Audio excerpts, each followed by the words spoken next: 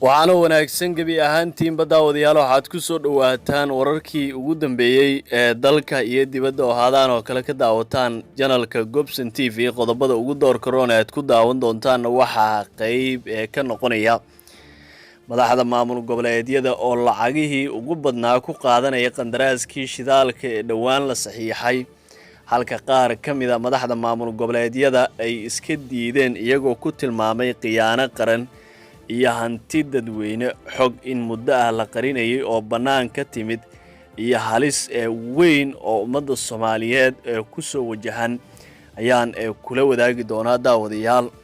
Ra'iisul Wasaaraha dalka Xamse Cabdi Barre oo amaro culus soo saaray shirka wadatashiga qaran oo maanta ka furmay filla Soomaaliya iyo ciidamadii ugu badnaa ee Galmudug oo tababar loo soo xiray kuwaasi oo sugaya amniga deegaanada laga xoreeyay kooxda Al-Shabaab.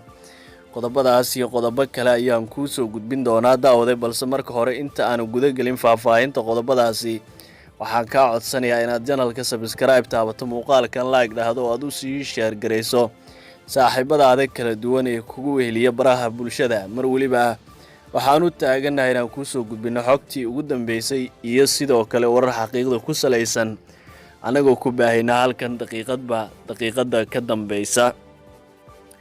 waa maalinimo Khamiis taariikhduna ay ku beegan tahay 27 bisha 10aad ee Oktoobar sanada 2022. waxaad ku soo dhawaataan qodobadii aad maqasheen oo intaasi ka faahfaahsan.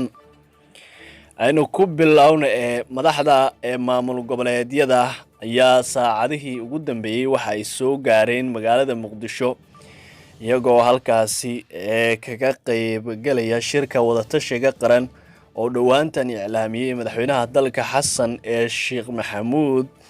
shirkaasi oo inta badan looga hadlayo xaaladaha dalka ka jira, dagaalada sidoo kale abaaraha.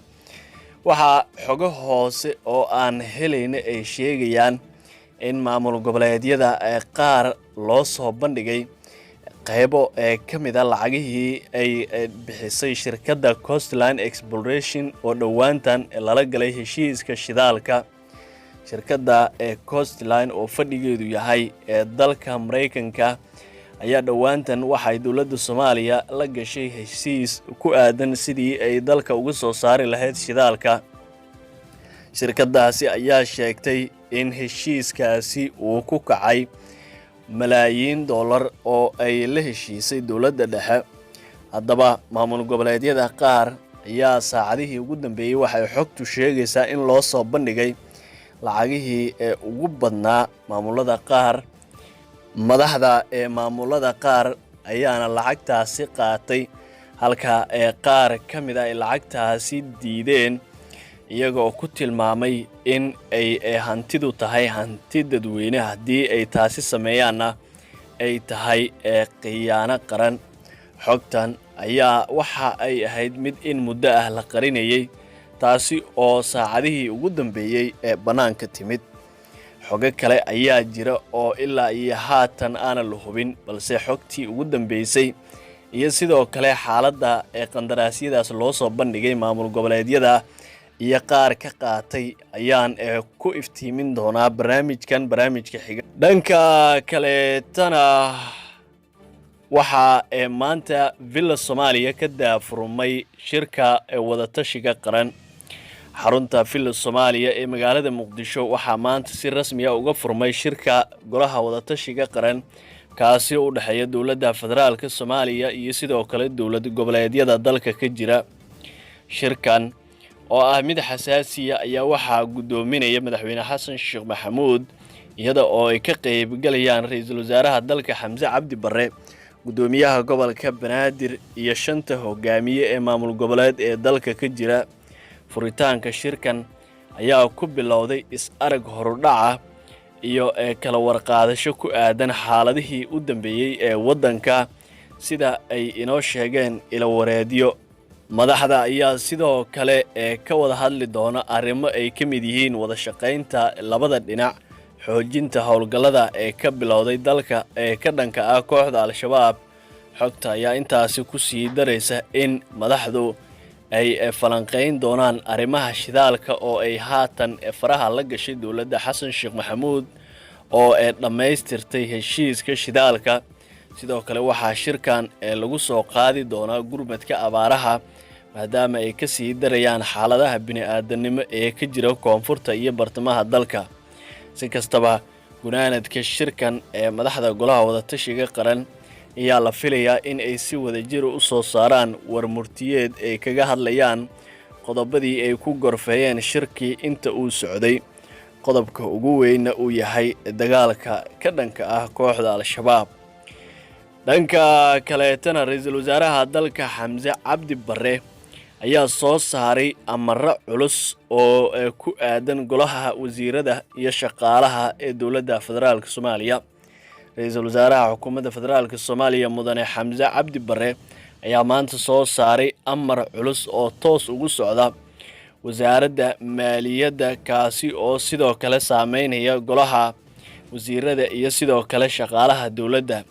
ra'iisul wasaare Xamse ayaa faray wasaaradda maaliyadda in dhammaan xubnaha golaha wasiirada gunnada ay qaataan laga jaro qoonda lacageed dhan 20% taasi oo soconaysa ilaa muddo 3 bil oo xiriir ah sida lagu sheegay warqad ka soo baxday xafiiska ra'iisul wasaare Xamse. sidoo kale qoraalkan waxaa lagu sheegay in shaqaalaha joogtada ee dowladda iyo kuwa aan joogtada ahayn ee darajadoodu tahay iyaguna laga jarayo gunnadooda 5%. dhammaan lacagaha laga jaro wasiirada iyo shaqaalaha dowladda ayaa loo weecin doonaa dardargelinta howlgallada ka dhanka ah kooxda al-shabaab ee ka socda guud ahaan waddanka. ra'iisul wasaare Xamse ayaa sidoo kale faray wasaaradda maaliyadda inay furto akoon gaar ah oo loo adeegsan doono lacagahaasi iyo sidoo kale taageerada loogu talagalay ciidamada huwanta ah. waxaan idinka rajaynayaa inaad sida ugu dhaqsiyaha badan aad uga howlgashaan arrimaha sare ku xusan ayaa lagu yiri amarka maanta ka soo baxay ra'iisul wasaare Xamse Cabdi Barre. tallaabada uu qaaday ra'iisul wasaare Xamse Cabdi Barre ayaa muhiim u ah dhaqaajinta howlgallada xoreynta ee ka socda dalka kuwaasi oo iska kaashanayaan ciidanka dowladda iyo sidoo kale dadka deegaanka. dhanka kaleetana maamulka Galmudug ciidamadii ugu badnaa ayaa loo soo xiray tababar kuwaasi oo sugaya amniga goobaha laga xoreeyay kooxda al-shabaab. wasiirka amniga Galmudug, saraakiisha booliiska Galmudug, maamulka degmada Cadaado iyo xildhibaano ka tirsan Galmudug ayaa ka qayb galay xiritaanka tababarka ciidanka booliiska oo muddo 3 bilood ah loogu tababarayay duleedka degmada Cadaado. gaashaanle dhexe Maxamuud Cilmi Gulaafe, madaxa tababarada iyo qorsheynta booliiska Galmudug, ayaa xusay ciidankan oo 200 oo askari ka kooban ay qaateen koorsooyin jireed oo ciidanka iyo sharciyada booliisku ku shaqeeyo sida dambi baarista, la dhaqanka shacabka, xuquuqul insaanka iyo xeerka madaniga ah ee dalka. gudoomiyaha degmada Cadaado Faarax Diiriye Warsame ayaa sheegay in ka degma ahaan ay ku faraxsan yihiin ciidanka tababarka dhamaystay kuwaasi oo ka qayb qaadan doona xoojinta ammaanka deegaanka iyo ilaalinta sharciga. taliyaha booliiska Galmudug gaashaanle sare Khaliif Cabdulla Maalin ayaa u mahad celiyay saraakiisha dugsiga tababarka waxaana uu faray askarta tababarkan dhamaysatay inay si ficil ah uga muuqdaan cilmigii la baray muddadii 3 bil ku simaneyd oo ay dugsigan ku jireen. wasiirka amniga ee Galmudug Maxamed Cabdi Aadan Gaboobe ayaa xusay in ciidanka tababarkan dhamaystay ay ku soo aaday waqti xasaasi ah oo Galmudug ay ku jirto dagaal ka dhan ah kooxda al-shabaab.